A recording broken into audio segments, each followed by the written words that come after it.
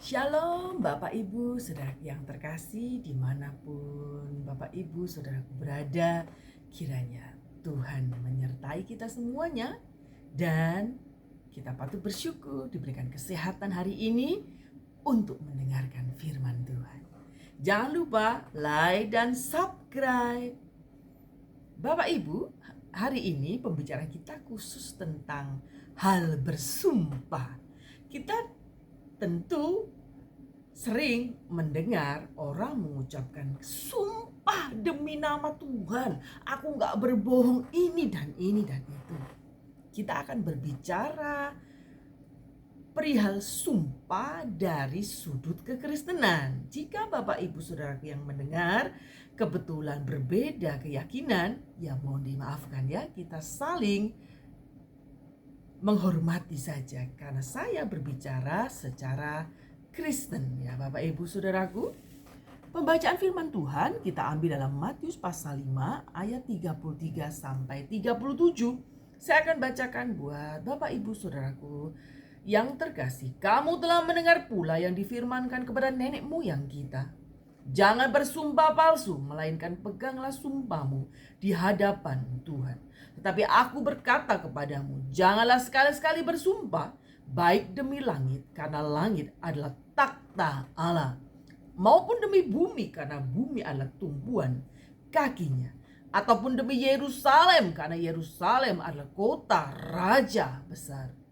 Janganlah juga engkau bersumpah demi kepalamu, karena engkau tidak berkuasa untuk memutihkan atau menghitamkan sehelai rambutmu.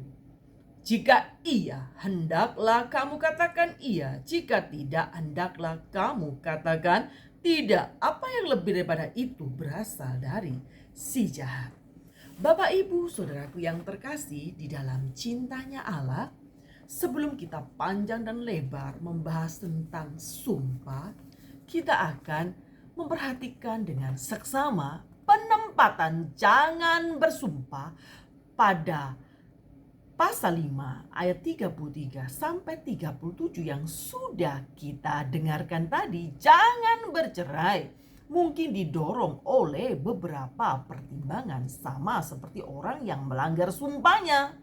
Sumpahnya demikianlah pula seseorang yang menceraikan pasangannya merupakan sebuah bentuk ketidaksetiaan terhadap perjanjian kepada pasangannya.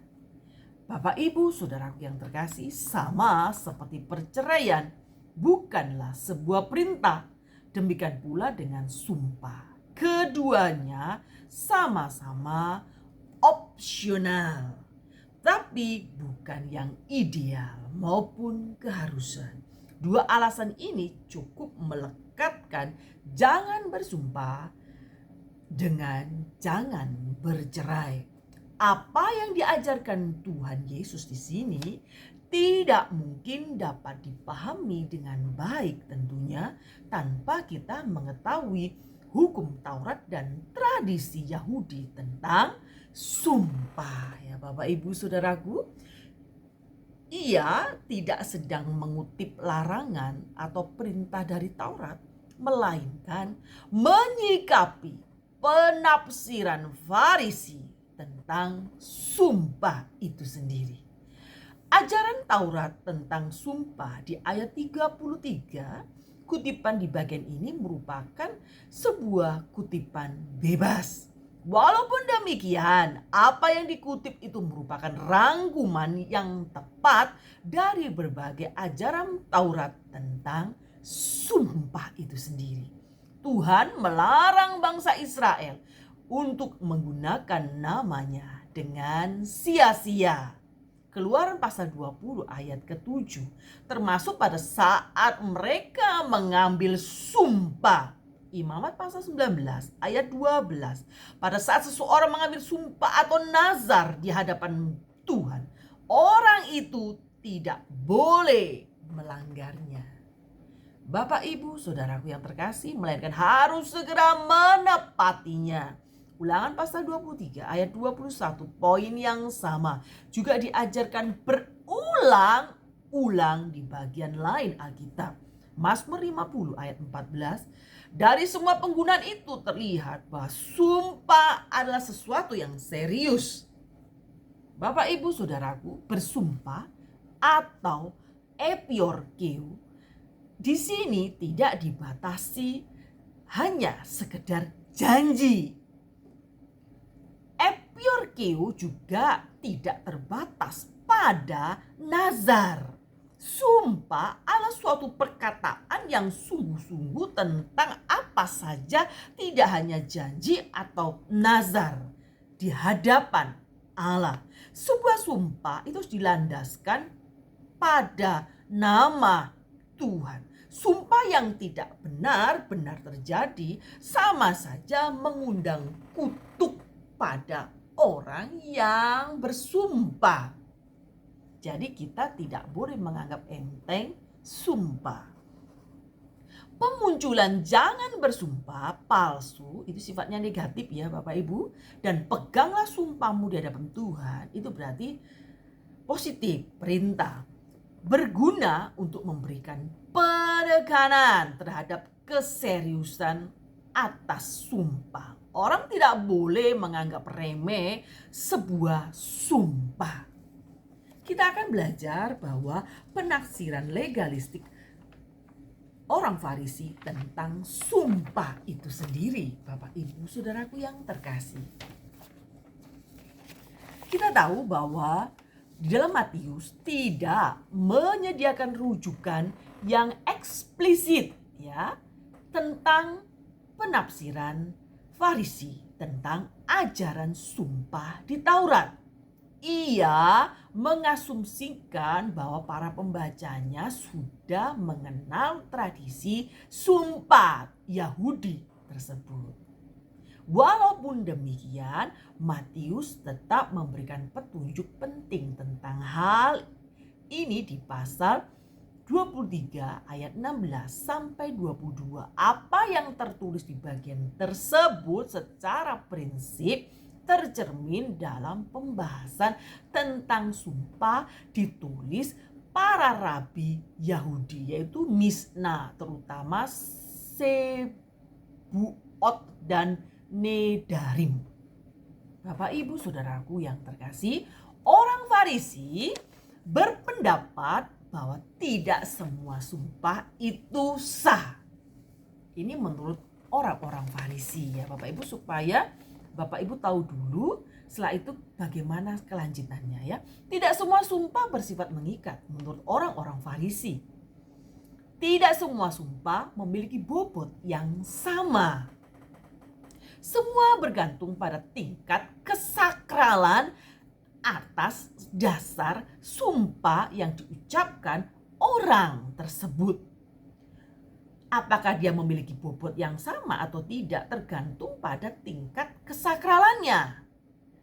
Sebagai contoh, sumpah demi bait Allah tidaklah mengikat menurut orang Farisi. Kecuali demi emas yang ada di dalam bait Allah, itu sangat mengikat. Sumpah yang mengikat itu berarti sumpah yang seperti contohnya tadi, demi emas yang ada dalam bait Allah. Tetapi kita harus belajar, daftar ini tentu saja masih diperpanjang secara rinci kalau Bapak Ibu membaca secara detail aturan-aturan orang Farisi. Penafsiran legalistik Farisi itu menyediakan detail aturannya tentang sumpah sah atau tidak sah. Mereka kategorikan dengan sangat terperinci. Dengan kata lain, golongan Farisi telah menggeser kekuatan sumpah. Dasar sebuah sumpah itu terletak pada formula atau peredaksian tentang sumpah tersebut. Apabila sumpah tidak menyebutkan secara eksplisit nama Tuhan atau benda sakral tertentu dianggap sah. Sumpah dipandang tidak berbobot jika dipentingkan bukan kebenaran atau ucapan, realita atau kenyataan, melainkan konsekuensi dari ucapan itu mengikat atau tidak mengikat. Ini menurut orang-orang Farisi. Di tengah situasi budaya yang seperti ini, Tuhan Yesus mengajarkan tentang sumpah dalam konteks kerajaan Allah tentunya. Bagaimana para pengikut Kristus seharusnya menyikapi sumpah. Penafsiran Tuhan Yesus pada ayat 34 sampai 37 berbeda dengan golongan Farisi. Secara legalistik, mereka membuat kategori yang sebenarnya tidak diajarkan dalam hukum Taurat. Tuhan Yesus memilih untuk lebih dalam lagi. Ia menyoroti esensi dari sumpah untuk seseorang tersebut. Bukankah tujuan sumpah itu sebenarnya untuk meyakinkan orang, maka orang itu bersumpah? Betul, Bapak Ibu Saudara yang terkasih? Itulah yang menjadi fokus perkataan Tuhan Yesus. Ada dua cara yang digunakan untuk mendaratkan poin inti ini, saling berkaitan dan saling melengkapi. Yang satu secara negatif, yang satu positif. Pertama, Tuhan Yesus melarang sumpah. Larangan ini diberikan penegasan melalui kata sekali-kali. Artinya kita dilarang mengucapkan sumpah sama sekali.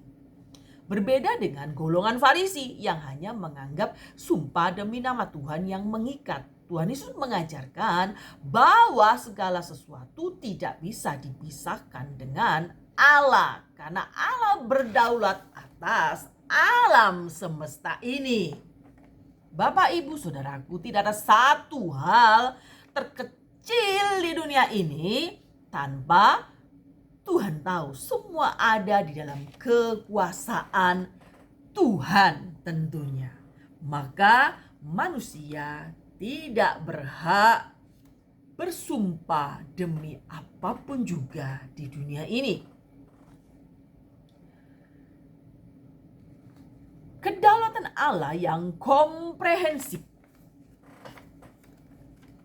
diungkapkan dengan cara yang menarik. Tuhan ditampilkan sebagai Raja alam semesta.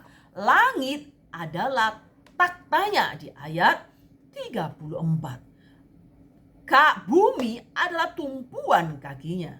Yerusalem adalah kota raja besar. Kekuasaan Tuhan itu mencakup langit dan bumi. Di mana ia berada, tempat itu adalah sakral dan tidak ada sesuatu pun yang dapat terlepas dari dirinya. Bapak, Ibu, Saudaraku yang terkasih, kekuasaan yang begitu sempurna dan sangat kontras dengan kekuasaan manusia, tentunya yang serba terbatas. Kita bahkan seringkali tidak berkuasa atas hal-hal yang paling sepele dalam hidup ini. Dalam hal ini Tuhan Yesus mengingatkan bahwa keterbatasan kita berkaitan dengan rambut di kepala kita ini loh. Kalau kita bersumpah demi kepalaku, nah siapa yang bisa memutihkan rambut, menghitamkan rambut kalau bukan Tuhan? Manusia hanya bisa menyamarkan dengan semir ya Bapak Ibu ya. Tetapi yang menghitamkan secara alami, memutihkan, itu yang memberi warna adalah Tuhan. Maka sekecil apapun dalam diri manusia, itu tidak lepas dari kekuasaan Tuhan tentunya. Pesan yang ingin disampaikan di ayat 34 sampai 37 itu cukup sederhana sebenarnya. Sumpah tetaplah mengikat. Ya, terlepas dari formula atau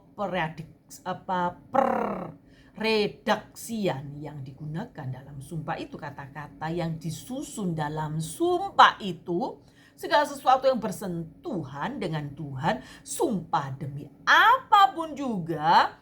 Karena itu haruslah berhati-hati. Sumpah itu tidak boleh sembarangan karena itu mengikat. Ya Bapak Ibu Saudaraku, kalau Anda mau berkata iya, ya iya, jika tidak ya tidak. Jangan jadi orang yang pelin-pelan. Ya Bapak Ibu Saudaraku, Tuhan Yesus mengajarkan integritas hidup dalam hal ini sebenarnya. Karena esensi dari sumpah itu adalah meyakinkan orang, bukan? Orang merasa yakin, kamu harus percaya, saya bersumpah, saya tidak pernah berbohong ini dan itu. Hanya untuk meyakinkan. Lah, anak-anak Tuhan yang kita kasihi hari-hari ini, kita harus ingat, kita ini anak-anak kerajaan Allah. Apa yang kita katakan, kalau iya ya iya, tidak ya tidak. Bagi esensi dari perkataan, ini harus benar-benar bisa menjadi tolak ukur kebenaran. Jangan sampai kita ngomong A, tapi kita berlaku B. Maka kita menjadi orang yang tidak bisa dipercaya. Ya Bapak Ibu ya. Jangan memutarbalikkan kebenaran. Jangan menambah maupun mengurangi kebenaran. Jika kita selalu mengucapkan segala sesuatu yang benar, kita tidak membutuhkan apapun untuk mengucapkan itu. Tidak perlu bersumpah. Maka integritas hidup kita adalah saksi yang pasti. Jadi kalau kita anak Tuhan suka berbohong, ini menjadi sangat sulit tentunya. Tuhan Yesus mengajarkan integritas hidup. Karena esensi dari sumpah itu adalah meyakinkan orang. Jika perkataan kita tidak benar, tidak sesuai dengan kebenaran, atau tidak tulus, tidak sesuai dengan hati kita, maka kita ini menjadi orang yang gampang diperdaya oleh si jahat. Bentuk tunggal disertai dengan artikel kata si jahat. Di sini menyerahkan bahwa si jahat merujuk kepada iblis, raja pembohong. Ya Bapak Ibu Saudaraku, sebagai anggota kerajaan Allah, kita wajib hidup berbeda dengan dunia yang dikuasai dengan perkataan iblis yang penuh dengan kebohongan. Kita biasakan belajar berkata sesuai dengan realita kehidupan. Kebohongan adalah kebiasaan mereka yang tidak mengenal Tuhan. Kita anak-anak Tuhan jangan ikut-ikutan berbohong dengan pura-pura bersumpah, setelah itu Anda bebas berbohong. Ingat Bapak Ibu, sumpah demi apapun itu begitu mengikat sehingga mengutuk bagi orang yang tidak melakukannya. Maka firman Tuhan mengajarkan daripada engkau sibuk bersumpah, lebih baik kamu mengatakan iya, ya iya betul sesuai dengan kenyataan, tidak ya sesuai dengan kenyataan. Maka kita menjadi orang yang jujur. Karena di dunia ini jujur adalah ajur katanya. Ya Bapak Ibu Saudaraku, sulit sekali kita berkata jujur kepada orang lain. Kita akan belajar meminta hikmat Tuhan. Apapun yang kita katakan itu harus sesuai dengan hati nurani. Harus sesuai dengan kebenaran dan fakta. Kita tidak boleh menyebarkan hoaks ya Bapak Ibu ya. Biarlah penjelasan kita hari ini mengajarkan sebagai anak-anak kerajaan Allah, kita patut untuk berkata-kata yang sesuai fakta dan realita. Mungkin menyisakan dua pertanyaan di dalam benak kita. Jika bersumpah memang dilarang, mengapa Allah sendiri bersumpah? Ini pertanyaannya Bapak Ibu. Apakah Allah bertindak tidak konsisten dalam hal ini? Bapak Ibu Saudaraku, tak kala Allah bersumpah, hal ini bukan dimaksud untuk meningkatkan kredibilitasnya sebagai Allah. Bukan ya Bapak Ibu ya. Di sini Allah bukanlah manusia yang suka berbohong. Tetapi kita perlu ingat bahwa Allah bersumpah ini sebenarnya supaya kita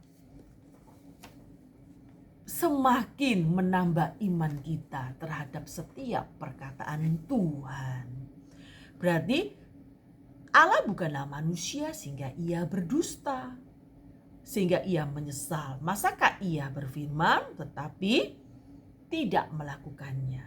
Kebenaran dan kesucian Allah membuat dia tidak bisa berdusta seperti manusia. Lagi pula Allah tidak bersumpah demi apapun ya Bapak Ibu ya. Ia bersumpah demi dirinya sendiri. Artinya sifat ilahinya sempurna, dasar dari perkataannya. Integritasnya adalah dasar kredibilitasnya. Hal ini jelas tidak bertentangan dengan ajaran Tuhan Yesus tentang sumpah. Bertanya kedua yaitu tersirat dalam pikiran kita. Jika tadi pertama, kok Allah boleh bersumpah? Ya karena dia Allah, dia bersumpah demi dirinya sendiri, bukan demi orang lain. Perkataannya benar dan kita mengamininya. Dan kita dengan sumpah yang diberikan Allah, itu kita menambah iman kita, percaya kepada Tuhan bahwa Tuhan tidak pernah berdusta seperti manusia. Tapi manusia berbeda. Hari ini ngomong A, besok berubah B. Lah daripada A, B, C, D, E, dan F membuat orang bingung, Tuhan juga tidak berkenan, maka jangan bersumpah. Kita mengatakan hal-hal yang pasti-pasti saja. Makanya kalau Tuhan mengendaki ya, nanti kita akan ini, dan ini. Sehingga kita tidak bersalah dalam hal ini, Bapak Ibu ya. Ingat pertanyaan yang kedua, mungkin terbersit di dalam benak kita. Sumpah resmi di pengadilan bagaimana? Kalau kita disuruh menjadi saksi. Ya enggak apa-apa ya Bapak Ibu, karena sumpah di pengadilan ini bukan untuk supaya kita dipercaya apakah perkataan ini, tetapi sumpah di pengadilan ini atau pentabisan jabatan ini sebenarnya nggak apa-apa ya Bapak Ibu ya, karena tuntutannya tidak ada kaitan dengan keraguan orang lain terhadap integritas kita. Baik orang jujur maupun pembohong sama-sama dituntut untuk bersumpah kalau dalam hal itu. Keraguan orang lain terhadap integritas kita, baik orang jujur maupun orang pembohong, sama-sama dituntut bersumpah dalam sumpah jabatan, sumpah dalam pengadilan. Tuhan Yesus dulu juga pernah dalam situasi yang sama. Waktu dituntut imam besar untuk bersumpah demi identitasnya. Tuhan Yesus mau memenuhi tuntutan mereka. Jadi gampangannya begini Bapak Ibu. Kalau Bapak Ibu dalam bersosialisasi dengan orang lain, terus untuk supaya orang lain itu percaya saat Anda berbisnis, Anda bilang sumpah kalau aku sukses aku akan begini, aku akan begitu. Nah, ini tidak perlu Bapak Ibu ucapkan. Kita cukup membangun relasi dengan orang lain itu dengan kompetensi yang kita miliki. Jadi kita menjual kualitas, bukan omong doang. Ya, Bapak Ibu Saudaraku, kalau janji di pengadilan, janji jabatan, itu nggak masalah ya Bapak Ibu ya. Karena itu kan memang suatu kewajiban bahwa suatu integritas yang harus diucapkan, tidak masalah Bapak Ibu. Tapi kalau sehari-hari kita ucapkan sumpah bagikan hal-hal yang ya latah gitu, itu yang tidak perlu Bapak Ibu Saudaraku yang terkasih. Kita mengucapkan ya dikata ya, tidak ya tidak. Jadi orang Kristen itu yang ya jangan abu-abu Bapak Ibu. Kalau bilang ya, ya, enggak. Ya Bapak Ibu, dengan pemberitaan firman Tuhan hari ini kita diajarkan bahwa berkatalah sesuai dengan hati nurani. Jujur itu memang kadang-kadang menyakitkan, tapi kita diberikan hikmat oleh Tuhan bagaimana cara berkata-kata membangun relasi dengan orang lain. Ya, kalau di PNS itu ada sumpah, tapi kalau di Kristen biasanya di sana janji ya Bapak Ibu. Biasanya seorang pegawai negeri sipil yang beragama Kristen itu bukan disumpah, biasanya janji. Jadi pendetanya mengucapkan janji gitu ya Bapak Ibu, bukan sumpah ya. Tapi untuk hal-hal tertentu ya kalau negara memang wajibkan itu nggak masalah Bapak Ibu. Tapi yang kita sikapi adalah sehari-hari. Kita tidak mudah mengucapkan sumpah ini demi anakku, demi Allah, demi langit dan bumi, pokoknya demi geledek, demi apa dan sebagainya. Itu membahayakan diri kita sendiri. Kita patut untuk mengatakan iya sesuai realita.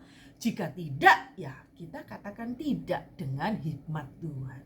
Terima kasih untuk pemberitaan firman hari ini. Kiranya mengajarkan kita sebagai anak Tuhan harus punya integritas hidup. Kita dipercaya dari mulut kita, dari perbuatan kita.